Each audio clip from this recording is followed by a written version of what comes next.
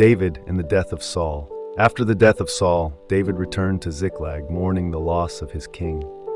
A man arrived from Saul's camp, clothes torn and dirt on his head, signaling tragedy. Upon inquiry, the man revealed that Saul and Jonathan were dead, having fallen in battle. David asked, "How do you know this?" And the man recounted his encounter with a wounded Saul. The young man claimed to have killed Saul at his request, bringing the crown and bracelet as proof. David, in grief, tore his clothes and mourned for Saul and Jonathan, lamenting their untimely deaths. The rise of David. David inquired of the Lord whether he should go to the cities of Judah, receiving guidance to go to Hebron. In Hebron, David was anointed king over the house of Judah, marking the beginning of his reign. Abner, the captain of Saul's host, sought to establish Ishbosheth as king over Israel, creating a divide. A conflict arose between the houses of Saul and David, leading to battles and struggles for power. David's strength grew as Abner fortified Saul's house, while the house of David continued to gain followers. Joab confronted Abner, leading to a tragic confrontation that ended in Abner's death, intensifying David's grief and political challenges. The death of Ishbosheth. Hearing of Abner's death, Ishbosheth's strength faded, causing turmoil among the Israelites. Rechab and Baanah plotted to kill Ishbosheth, believing it would solidify David's claim to the throne. They entered Ishbosheth's house stealthily, pretending to fetch wheat before striking. After killing Ishbosheth, they took his head to David, expecting to be rewarded for their treachery. David condemned their actions, recalling the fate of the messenger who brought news of Saul's death. In a swift judgment, David commanded their execution, burying Ishbosheth's head with honor. The rise of King David. Then came all the tribes of Israel to David unto Hebron, and spake, saying, Behold, we are thy bone and thy flesh. The Lord said to thee, Thou shalt feed my people Israel, and thou shalt be a captain over Israel. And King David made a league with them in Hebron before the Lord, and they anointed David king over Israel. David was 30 years old when he began to reign, and he reigned 40 years. David took the stronghold of Zion, the same as the city of David. David inquired of the Lord, saying, Shall I go up to the Philistines? Wilt thou deliver them into mine hand? The Ark of the Covenant. David arose and went with all the people that were with him from Baale of Judah to bring up the Ark of God. They set the Ark of God upon a new cart and brought it out of the house of Abinadab. And David and all the house of Israel played before the Lord on all manner of instruments. Uzzah put forth his hand to the Ark of God and took hold of it, for the oxen shook it. David was displeased because the Lord had made a breach upon Uzzah. David danced before the Lord with all his might, and David was girded with a linen ephod. God's covenant with David. The king said unto Nathan the prophet, See now, I dwell in a house of cedar, but the ark of God dwelleth within curtains.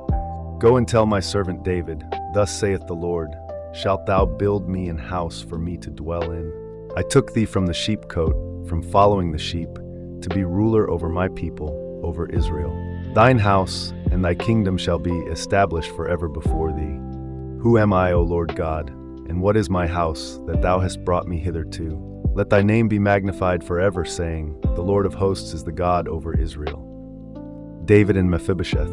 Is there yet any that is left of the house of Saul, that I may show him kindness for Jonathan's sake?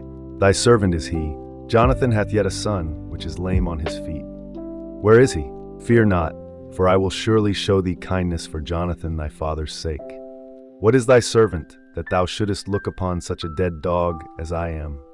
As for Mephibosheth, he shall eat at my table as one of the king's sons. David and Bathsheba. Is not this Bathsheba the daughter of Eliam, the wife of Uriah the Hittite? I am with child. Why then didst thou not go down unto thine house? Shall I then go into mine house, to eat and to drink, and to lie with my wife? Set ye Uriah in the forefront of the hottest battle, and retire ye from him. Thy servant Uriah the Hittite is dead also.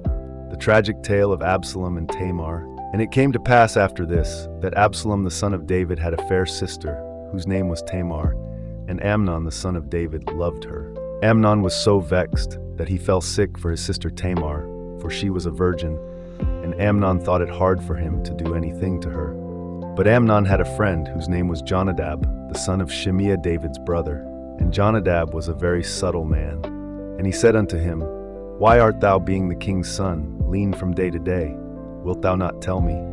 And Amnon said unto him, I love Tamar, my brother Absalom's sister. And Jonadab said unto him, Lay thee down on thy bed, and make thyself sick. And when thy father cometh to see thee, say unto him, I pray thee, let my sister Tamar come, and give me meat. And Tamar went to her brother Amnon's house, and he was laid down. The downfall of Absalom. And it came to pass after this, that Absalom prepared him chariots and horses, and 50 men to run before him. And Absalom rose up early, and stood beside the way of the gate. And it was so, that when any man that had a controversy came to the king for judgment, then Absalom called unto him. Absalom said moreover, O that I were made judge in the land, that every man which hath any suit or cause might come unto me, and I would do him justice. And it was so, that when any man came nigh to him to do him obeisance, he put forth his hand, and took him, and kissed him. And on this manner did Absalom to all Israel that came to the king for judgment. So Absalom stole the hearts of the men of Israel. And the king said unto Ziba, What meanest thou by these? The counsel of Ahithophel and Hushai. Ahithophel urged Absalom, Let me choose 12,000 men to pursue David tonight.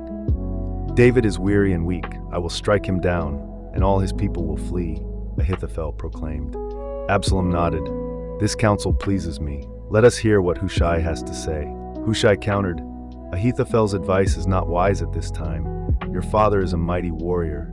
He is hidden, and if we attack, it will cause panic among the people, Hushai warned. Gather all Israel to you. Let the battle be fought where David can be found, Hushai concluded. The atonement of David. In the days of David, a famine ravaged the land for 3 long years.